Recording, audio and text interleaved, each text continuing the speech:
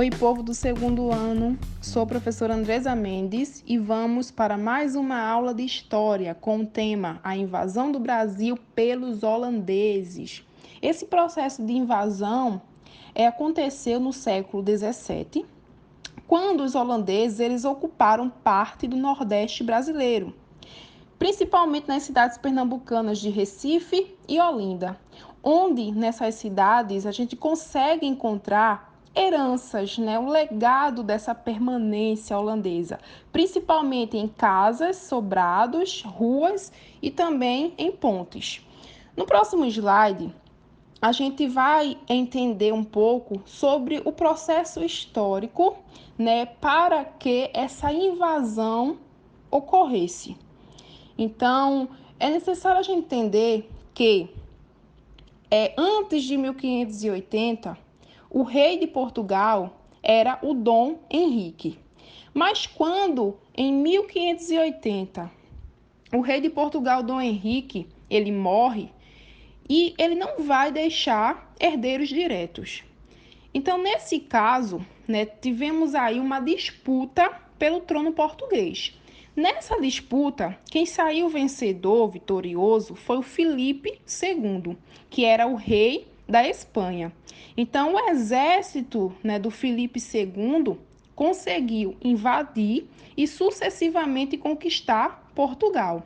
Aí, nesse período, a gente tem o início do domínio espanhol, que se estendeu por 60 anos. Ou seja, Portugal passa a ser conquistada, pela Espanha, isso entre 1580 e 1640. Então, esse período é denominado União Ibérica ou União Peninsular, já que Espanha e Portugal localizavam-se na Península Ibérica. Então, por isso que recebe essa nomenclatura.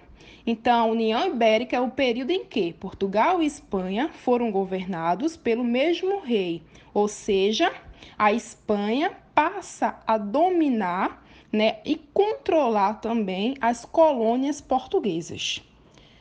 No próximo slide aí, a gente tem a questão do embargo espanhol.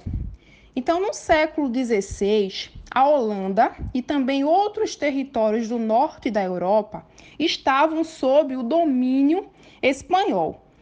Por volta de 1581, houve aí, depois de muitas lutas, alguns desses territórios que estavam sob o domínio do rei espanhol conquistaram a independência com a proclamação da República das Províncias Unidas.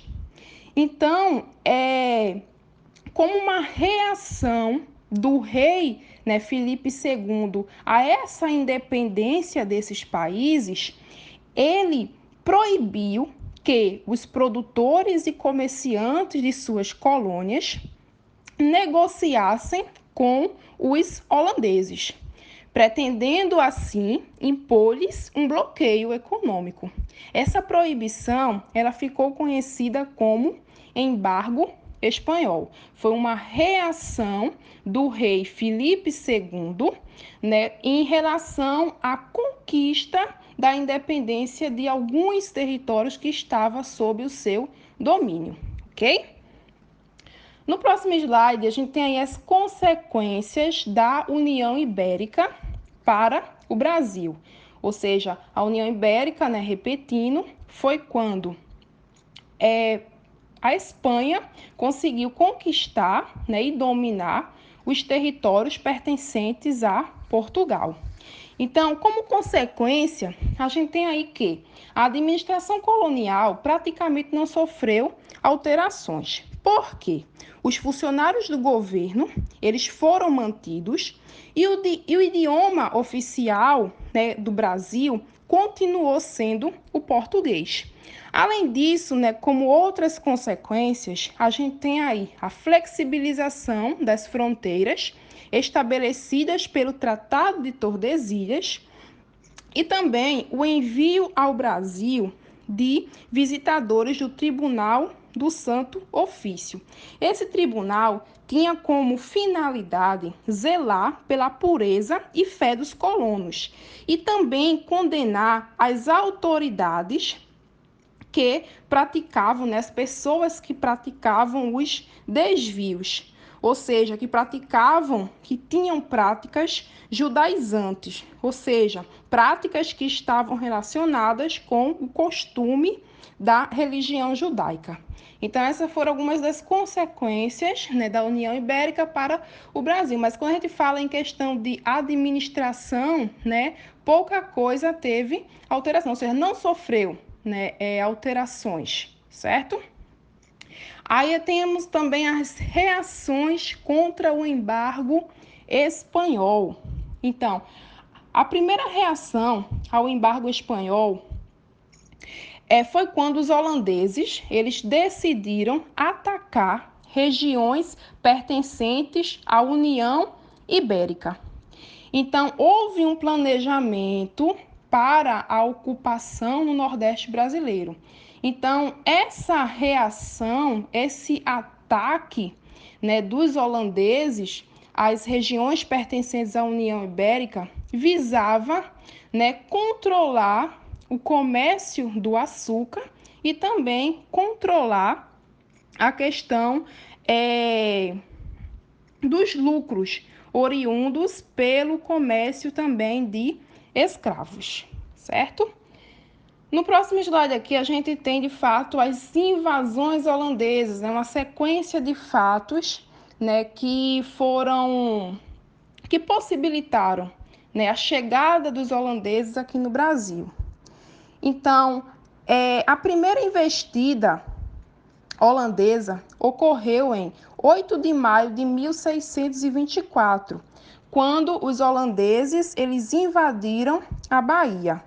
Então, os holandeses eles não conseguiram permanecer na cidade por muito tempo, devido aí às forças luso-brasileiras, que impediram a ocupação do território, utilizando táticas de guerrilhas e também contando com o apoio e reforço de tropas espanholas e também de guerreiros indígenas, certo? Aí depois de alguns anos de luta, os holandeses eles foram expulsos da Bahia e a Companhia das Índias Ocidentais teve um grande prejuízo. Aí essas perdas elas foram compensadas só em 1628, quando uma esquadra holandesa assaltou uma frota de navios espanhóis carregados de metais preciosos, como é o caso da prata, do ouro e também de artigos que foram obtidos na América. Então, com esse assalto, foi possível que os holandeses se preparassem para uma segunda investida. E essa investida, ela aconteceu quando os holandeses invadiram Pernambuco, isso em 1630. Porque os holandeses eles estavam mais bem preparados, né? Eles estavam com uma esquadra mais aparelhada. Então, com isso, eles conseguiram invadir Pernambuco. Sem forças suficientes para enfrentar os holandeses, as tropas lideradas por Matias Albuquerque, que era o atual governador-geral da capitania de Pernambuco. Então, essas tropas lideradas por Matias de Albuquerque conseguiu, né, se refugiar e fundar o Arraial do Bom Jesus. Então, o Arraial do Bom Jesus se tornou foco de resistência contra os holandeses. Então, depois de 5 anos de luta, os holandeses não conseguiram dominar totalmente a região. Então, as tropas de Matias de Albuquerque sofreram uma série de derrotas. o que levou Matias Albuquerque a desistir do comando da resistência. Porém, esse quadro modificou-se a partir do momento em que Domingos Fernandes Calabar passou a colaborar com os holandeses, e ele, nesse caso, foi acusado de traição. Então, quando o Domingos Fernandes ele colaborou com os holandeses, então, de fato, as invasões elas passaram a ser, sucedidas, teve êxito esse processo de invasão, apesar de todo esse período de resistência, ok? Então, no próximo slide, a gente já tem aí o governo de Maurício de Nassau. Esse governo, ele tinha por objetivo pacificar a região e também governar com colaboração dos luso-brasileiros. Então, luso-brasileiros é uma expressão que remete à nacionalidade tanto portuguesa, como também uma nacionalidade, um aspecto cultural relacionado ao Brasil. Então, a gente tem os luso-brasileiros, certo? Então, outro objetivo era reorganizar a administração da região conquistada e se dedicar à atividade açucareira. Então, com esse propósito, a Companhia das Índias Ocidentais enviou para o Brasil o conde João Maurício de Nassau, que foi nomeado o governador-geral. Então, nesse período, quando Nassau ele chegou ao Brasil em 1637 e ele se tornou governador-geral, de 1637 até 1644. Então, como características, do seu governo, a gente vai ter aí a reativação econômica, ou seja, essa Companhia das Índias Ocidentais, com o auxílio dessa Companhia das Índias Ocidentais, o governo de Nassau ele vai conceder créditos, recursos financeiros aos senhores de engenho, para que esses senhores de engenho consigam reaparelhar suas propriedades, recuperar suas plantações de cana-de-açúcar e também obter êxito na compra de escravos. Então, além dessa reativação econômica, outra característica do governo de Nassau foi a tolerância religiosa, onde diversas religiões, como o catolicismo, judaísmo, protestantismo e entre outras religiões foram aceitas,